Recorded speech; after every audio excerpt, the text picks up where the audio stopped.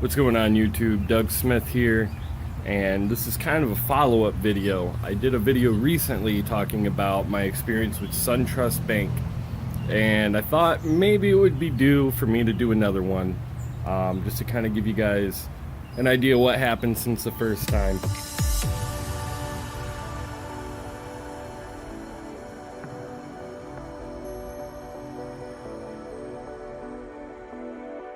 Now, first video I did was kind of on the fly. I didn't really think it out too much.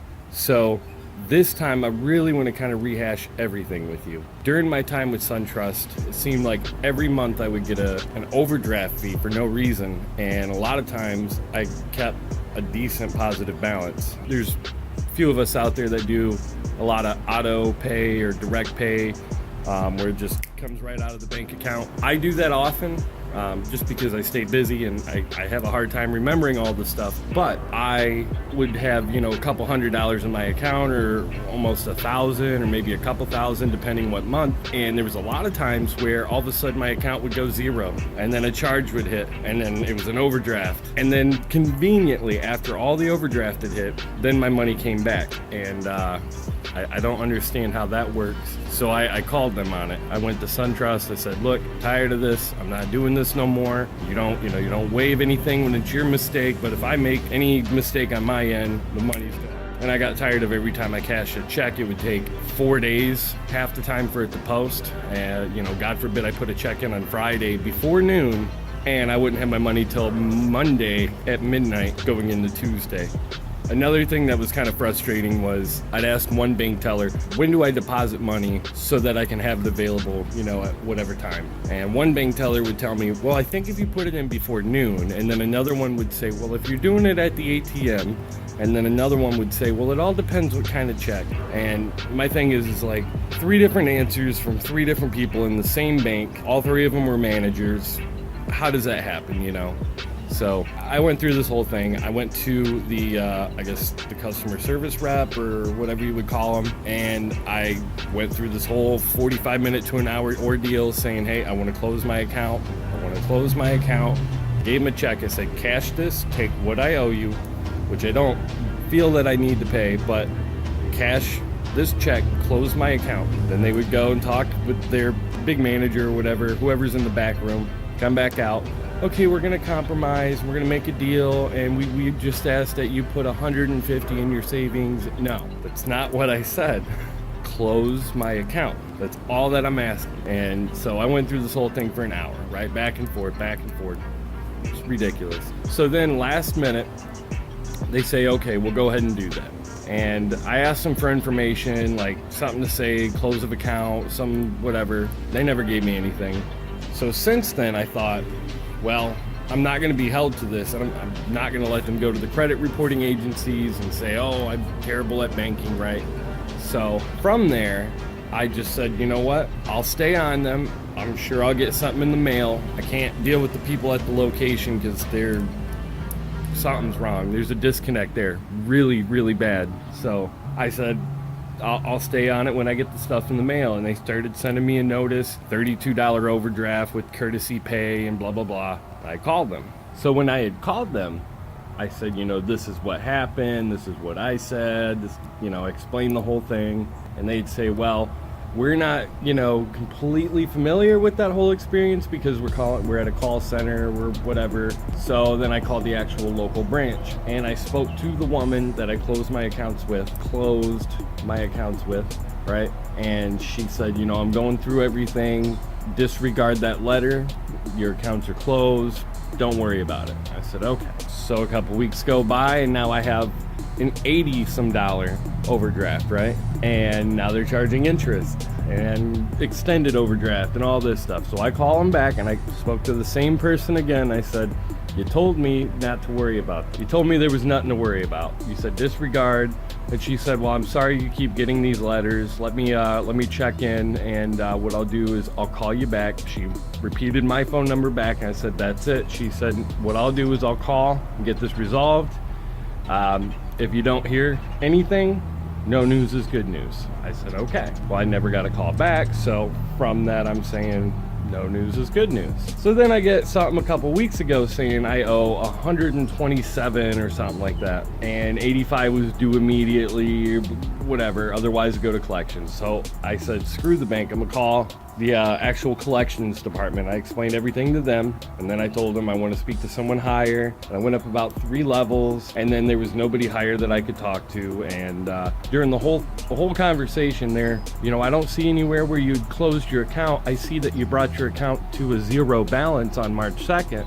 I said, right, so when that happened, it was supposed to be closed. And then they were saying, well, you know, with automatic payments and blah, blah, blah, blah, blah, on the 14th you had something. And I said, no, because like I said, I do have a lot of automatic payments, but I'm also responsible and organized. So when I opened up my new account at Member One, which awesome, by the way, I've had no issues with them, you know, keep my fingers crossed. You know, I went through this whole thing, and I moved everything because I would notice something. Like if I didn't switch my internet over, I would notice all of a sudden my internet's not working. Or a TV, IPTV service, Philo, I use, and I actually made a video about that. If you want to check that out, that'll be popping up in the right corner of the screen, I think right there maybe. So, you know, something would stop working, or I would get a call or an email, and I would know. So I moved everything on March 2nd to Member One because I opened an account immediately after, right? So I know there's no way anything happened.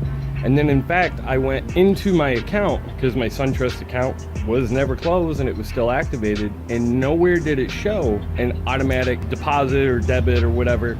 Nothing was there. So I explained all that to the call center, and they started going on this, well, you know, this is what happens. When that happens, we cover, and you got to pay us back, and there's a fee. And I said, right, so how is anything being authorized when I close my account? And I said, I don't authorize anything to happen with this account anymore. And they didn't really know what to say.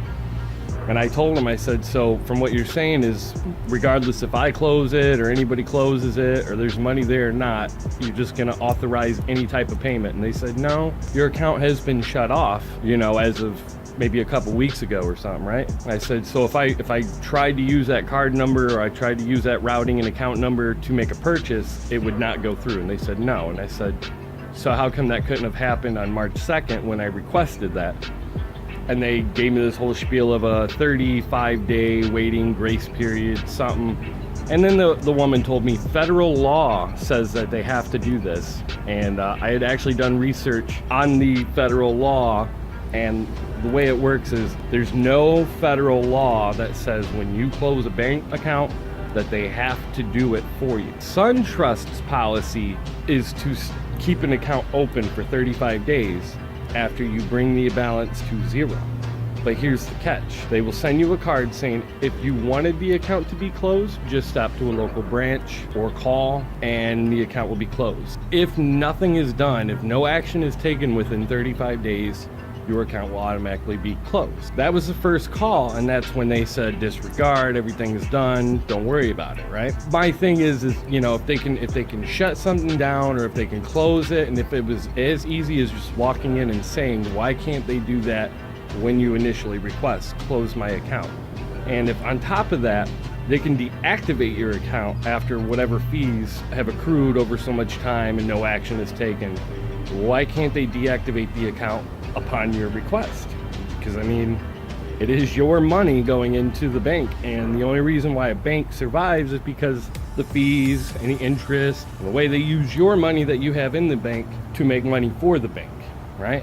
But apparently Suntrust is super greedy. They're gonna try to get in any way they can. But needless to say, long story short, I'm doing this video because I received a letter saying if I don't bring my account current in so many days, they give me 15 days. I got this a little while ago. And if I don't do something, then they're gonna report to the credit reporting agencies, TransUnion, Experian, and Equifax, that layman's terms, I'm a poor account holder, and I don't pay my debts, and I'm not to be trusted, and you know, anything they can put to lower my credit score, lower my validity as a person trying to get a bank account. So, you know, at this point, my thing is I'm going to start sending notifications to Experian, Equifax, and TransUnion saying, look, if anything comes up on my credit report, if anything's posted, I want to be notified.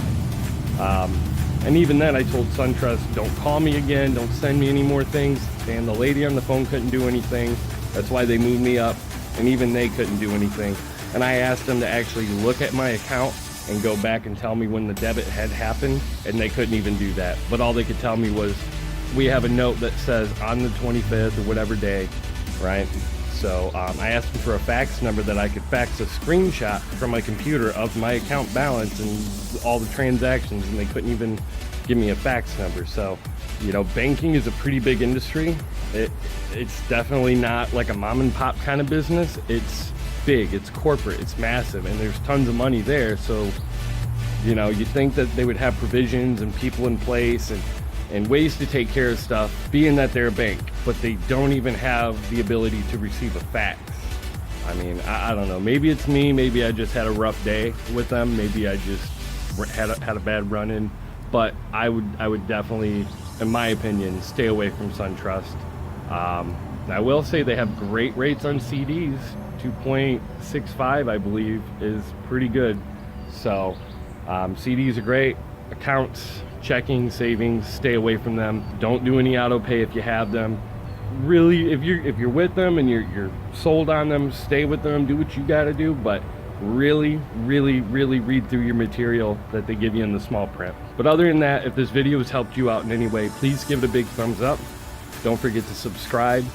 And then, you know, I do a lawn care series. I do stuff about Epsom salt for plants. I do a whole lot of different stuff on this video. So go ahead and check out my channel, see if anything sparks an interest. And if nothing, you know, just leave me a comment in the comment section below about anything I might have missed or you would want to know more about. And I'd be more than happy to make another video or respond. Other than that, we'll see you on the next video.